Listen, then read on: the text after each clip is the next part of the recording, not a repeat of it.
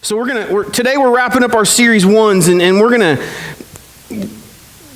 talk about today this one encounter that is the most personal for each of us. Let me ask you a question. Have you ever been so angry that you did something you regretted later and realized that there was something that happened that was unrepairable? Has anybody ever been that angry? You maybe yelled or screamed, okay? Have you ever yelled at your spouse, said something that you later realized was not true or very hurtful? Anybody ever done that? Have you ever yelled at your kids, later to realize that they were right and you were wrong? Kids, close your eyes so your parents can be honest, okay?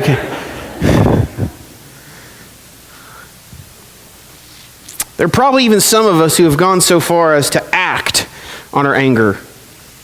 I'm not going to ask you to raise your hand, but ever punched a hole in a wall? You ever written a note, mailed it, emailed it, texted it, and then went, uh-oh? You ever left a voicemail? And you later realize how wrong you've been. Benjamin Franklin says this: whatever is begun in anger ends in shame. Rage can drive us if we let it. Our anger can drive us if we let it. Rage and anger are most often destroyers in the end.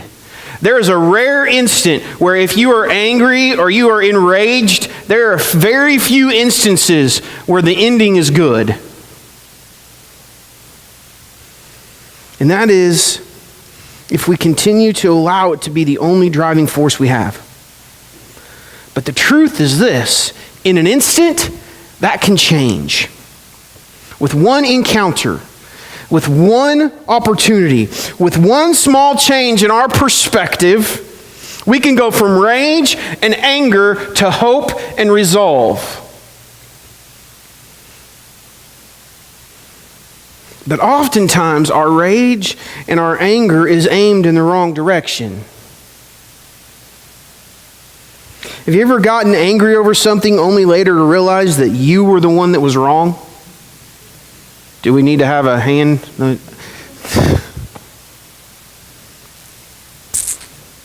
That is our own selfish pride that drives us to that point. And the truth is this is nothing new. Anger has been around forever.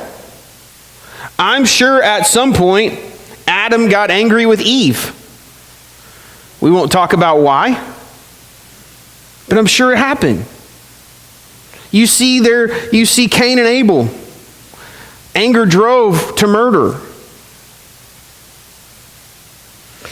But today we're going to look at a moment that started with shame and regret and ended in victory. We've been talking a lot about these different encounters that we've had. There's 10 different encounters, and last week we talked about Peter and how Peter had failed. How Jesus told him, "You are going to deny me 3 times."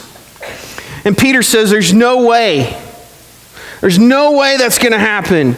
And then last week we read the story of how Jesus restored Peter 3 times. Why? Because he had failed 3 times.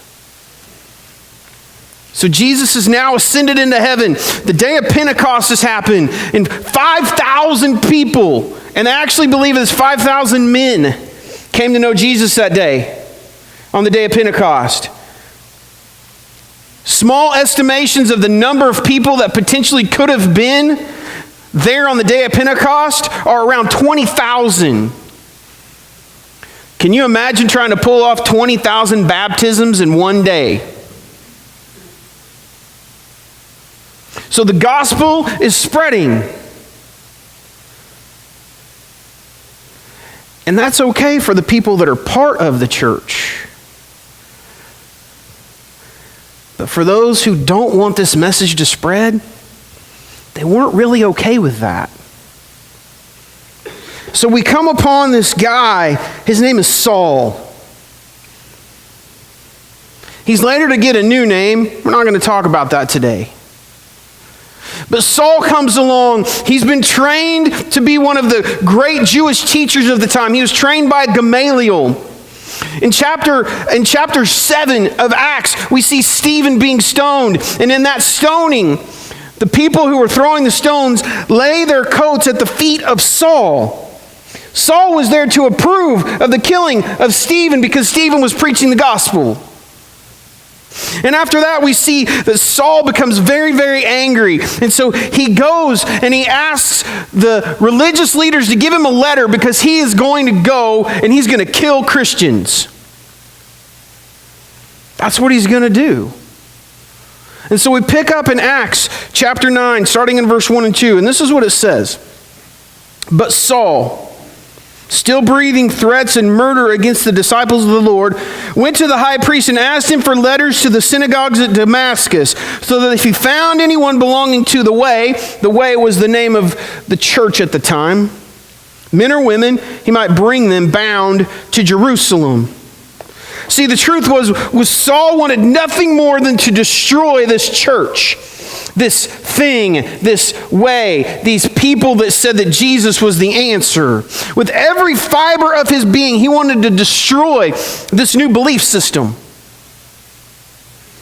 He went to the Sanhedrin and he said, I want to stop this in its tracks because it's a lie.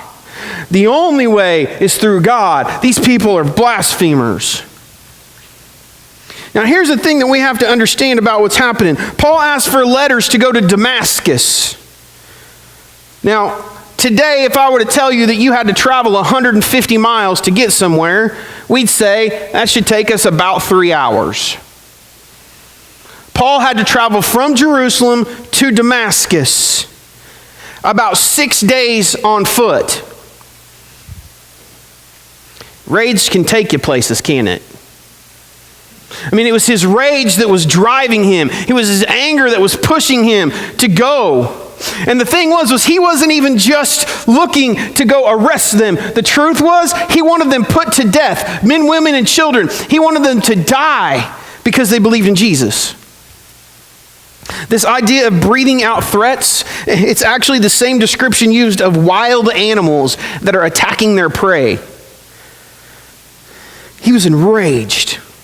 He was angry, and he wanted to devour all the Christians that he could. Saul was going to allow his anger to drive him, and he knew what he wanted to do, and he wasn't going to let anyone get in the way. Now, I don't know about you, but it sounds like Saul, man, had a little pride. Isn't it easy to allow hatred and hostility to rule when we are uninformed of the truth? Hatred and hostility can rule our lives if we're not informed of the truth, of what the real truth is. And the truth was, Saul didn't know the truth yet. He thought he did. And so we pick up in verse 3, and this is what it says, verses 3 through 9. Now, as he went on his way, he approached Damascus, and suddenly a light from heaven shone around him, and falling to the ground, he heard a voice saying to him, Saul, Saul, why are you persecuting me? And he said, Who are you, Lord? And the voice answered, I am Jesus, whom you are persecuting.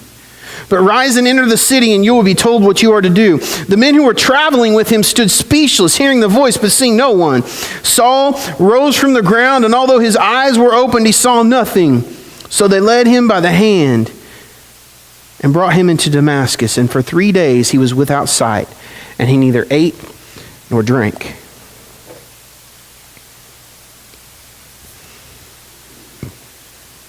His anger was taking him somewhere. But God had a different idea.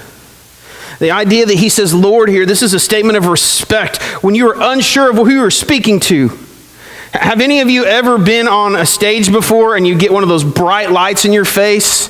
Has anybody ever had that happen? And you start to see like these, I don't know what you call them, bubbles floating all over the place, and you're like blinded for a few minutes? You guys have experienced that before? It's not a fun experience. This is something bigger than that. Jesus makes it very clear. You are persecuting my followers, and I am indeed God's son. So we're going to put this thing that you're trying to do to a stop and do something different. He was blind for how many days? How many days does it say? 3 days. Isn't it amazing how 3 days can change things? I just want to share this with you because this is something that jumped out to me. You remember the story of Jonah? Jonah was in the belly of a well, thought to be dead for how many days? 3. But then Jonah was puked out on the beach, and he went to Nineveh, and what happened? He brought life to the people of Nineveh. He took them from death to life because of what God had done. There was someone else spent 3 days somewhere. Oh yeah, remember Jesus in the tomb? 3 days he was in the tomb. But Jesus brought us from death to life because of his resurrection. Jonah, 3 days in the belly of a well, death to life to the people of Nineveh. Jesus, 3 days in the tomb, death to life for the people in that time. Saul, 3 days blind.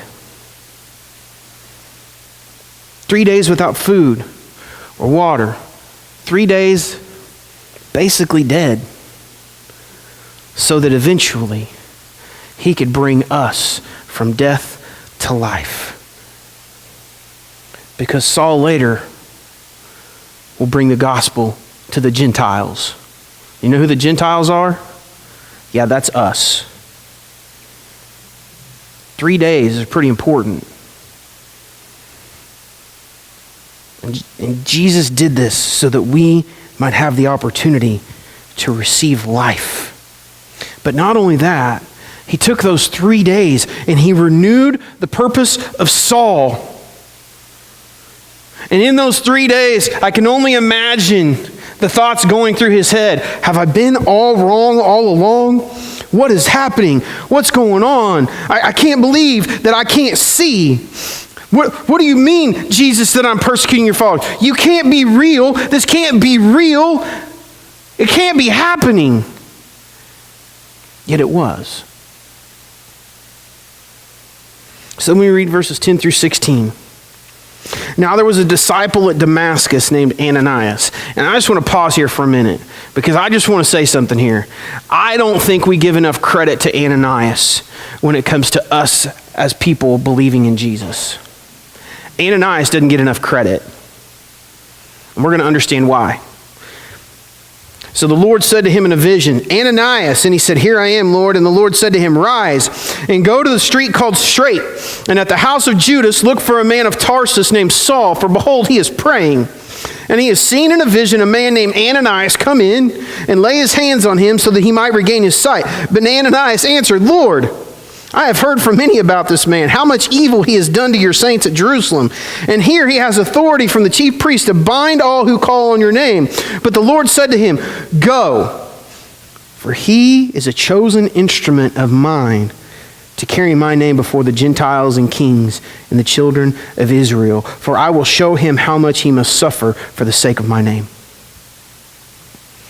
Ananias was scared. But don't you think you probably would have been too? I mean, it's pretty easy to understand that what Saul was setting out to do, word would have traveled fast. Can you just imagine going to the synagogue or actually going to worship with the other believers who believed in Jesus at that time and having a conversation in the middle of Damascus and saying things like, Did you hear? Saul's on the way. And he's got permission to arrest us. What are we going to do? Just imagine yourself in their shoes for a minute. What if you were to be heading home today and it came out over the radio that it was legal to arrest Christians and put them to death? What are you going to do?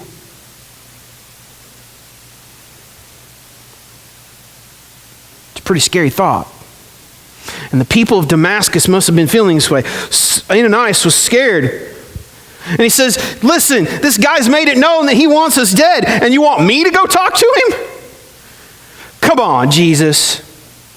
I got an idea. Send somebody else. How about my buddy? You know him? He'd be good for this job.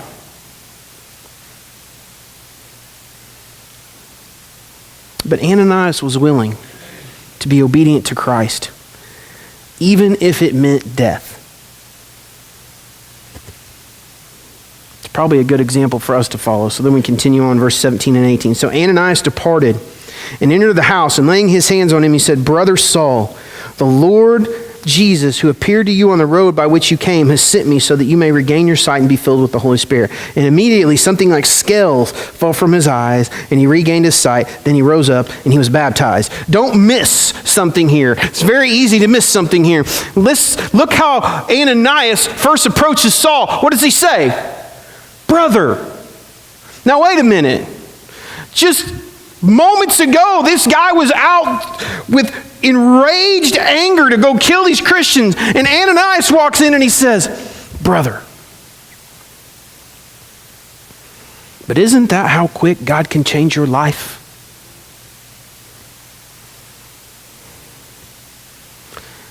It's a phrase of acceptance. This is a phrase of inclusion. Ananias taught us a lesson that we better not miss, and it is this: all are welcome into the family, no matter where they are, no matter where they've been, and no matter what they've done. Everyone who calls on the name of the Lord shall be saved. Unconditional acceptance into the family of God is for everyone. Don't miss that, church. Don't miss it. Because your race is not going to keep you out. Your ethnicity is not going to keep you out. Whether you are male or female is not going to keep you out. Whether you agree with everything that everyone else thinks is right or wrong, if you call on the name of the Lord, you shall be saved. It is unconditional acceptance. And we struggle with that because we struggle to accept people that don't look like us or think like us or act like us. But the truth is Jesus has called all of us by name to be His. But not only that, there's something else that happens here. See, forgiveness was the key. Christ allowed both of these men to forgive in order for the gospel to spread. Well, what do you mean? Think about it. Ananias had to forgive Saul of all the people that he knew he had killed and accepted him.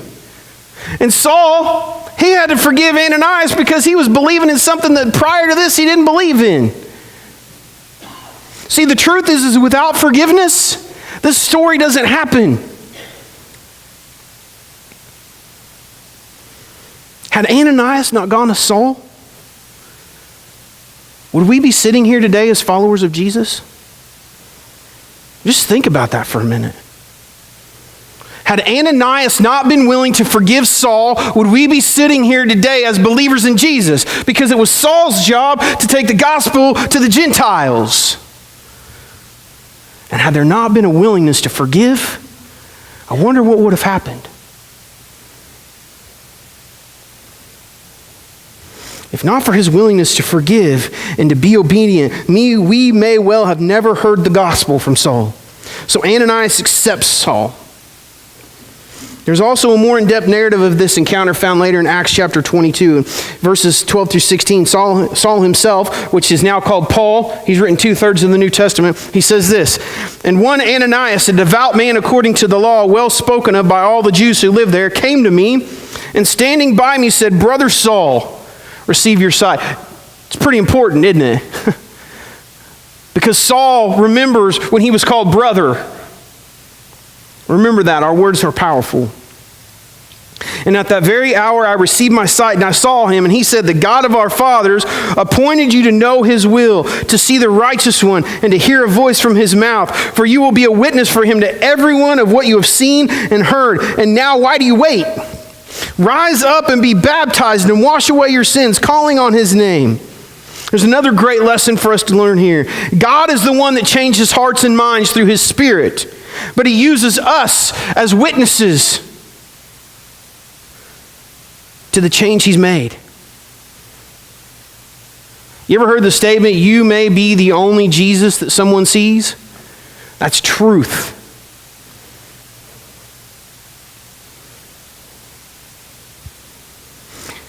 But not only that, he also gives us the opportunity to help complete the process of yielding to him by using us to bring others to the knowledge of Jesus and having the beautiful opportunity to bury them in a watery grave of baptism. It's a big deal. Ananias led Saul. And we can do the same with others in our lives. And we wrap up the story, and it says this: "In taking food, he was strengthened. For some days he was with the disciples at Damascus. And immediately he proclaimed Jesus in the synagogue, saying, 'He is the Son of God.' And all who heard him were amazed and said, 'Is not this the man who made havoc in Jerusalem of those who called upon his name? And has he not come here for this purpose, to bring them bound before the chief priests?' But Saul increased all the more in strength and confounded the Jews who lived in Damascus by proving that Jesus was the Christ." So as soon as Saul's anger and rage are destroyed, God begins to use him to spread the gospel to all the world. Because of his change, we have the opportunity to know Jesus as well. Saul's encounter mattered. It mattered a lot. And our encounter with Jesus should be much the same. You know, we've talked about all these different encounters that we have. I know some of you may not be able to see, but we have Nicodemus, who was a Jewish ruler. And he gave up everything to follow Jesus. We have the Samaritan woman who was thirsty, and Jesus says, "Let me give you a drink of water that will quench your thirst for eternity." And she runs to town, and what does she say? "Hey, I got to tell you about this guy who told me about everything I ever did." Because Jesus changed her. We have this adulterous woman whose life was saved because you who are without sin, cast the first stone. You have the blind man who was given sight, just like us, who said, "Listen, I don't know who this guy is. All I know is this morning I woke up and I couldn't see, and now I can." He healed. We have the rich young ruler. We have Mary who anointed Jesus. We have Barabbas. And you know who Barabbas is? Barabbas is us. It's really us. You have Mary Magdalene who finds Jesus. You have the guys on the road to Emmaus. You have Peter who is forgiven because of what he's done when he denied Jesus 3 times. But it shouldn't just stop with these people. See, it shouldn't just stop right here. See, I think sometimes that we think that all these stories that we hear in the Bible, it stops right here. But it shouldn't. We all have the opportunity to encounter Jesus and leave change. Has that happened for you? Have you been seeking God? Have you been seeking change? Or have you just been going through the motions? Because it's easy to just go through the motions. Jesus has a desire to see us changed. So what's your encounter story? I got a really cool story on my text messages last week from a guy that 4 years ago didn't have anything to do with church. He said, "I tried it. It was worthless. I didn't want anything to do with it. But for some reason, God continued to call me. He continued to put people in my life.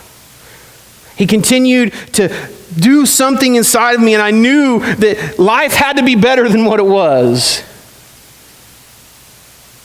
And so he walked into this building one day, and he knew from that moment forward that God had called him because God loved him.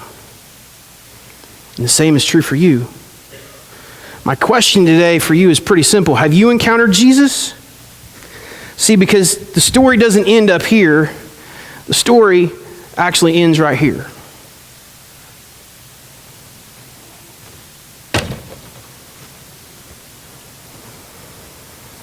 What's your story? What's your story? I mean, if we were to write a story like this up here on a poster for you, for people to hear about your encounter with Jesus, what would it look like? What would it sound like? Did you really change? Or did it just happen for a minute? For some of you here today, I believe this with all of my heart, that today needs to be the day of salvation. Because for many of us, we've gone through the motions. We say, yeah, I love Jesus, and yeah, I'm going to go to church, and yeah, I'm going to get baptized because it's the right thing to do, and I'm going to show up a couple times a week because, well, that's what you're supposed to do as a Christian. But the question I want to ask you today is, has your encounter with Jesus changed everything about you? Because it did all these other people. Jesus wants to change us. He's been pursuing us because he loves us. And the truth is, for some of you, it's time to stop running away. It's time to turn around and realize that God has been pursuing you all along. It's time to stop thinking you can do it on your own. It's time to allow him to come in and make you new. What's your story? What's your encounter? Has Jesus changed you? 2 Corinthians chapter 5, it says this, because of this decision, we don't evaluate people by what they have or how they look. We looked at the Messiah that way once and got it all wrong, as you know. We certainly don't look at him that way anymore. Now we look inside, and what we see is that anyone united with the Messiah gets a fresh start, is created new. The old life is gone. A new life burgeons. Look at it. All this comes from God who settled the relationship between us and him, and then called us to settle our relationship with each other. God put the world square with himself through the Messiah, giving the world a fresh start. By offering forgiveness of sins, God has given us the task of telling everyone what he is doing. We are Christ's representatives. God uses us to persuade men and women to drop their differences and to enter into God's work of making things right between them. We're speaking for Christ himself now. Become friends with God. He's already a friend with you. And the truth is God offers this to you today. And it's up to you to accept that gift.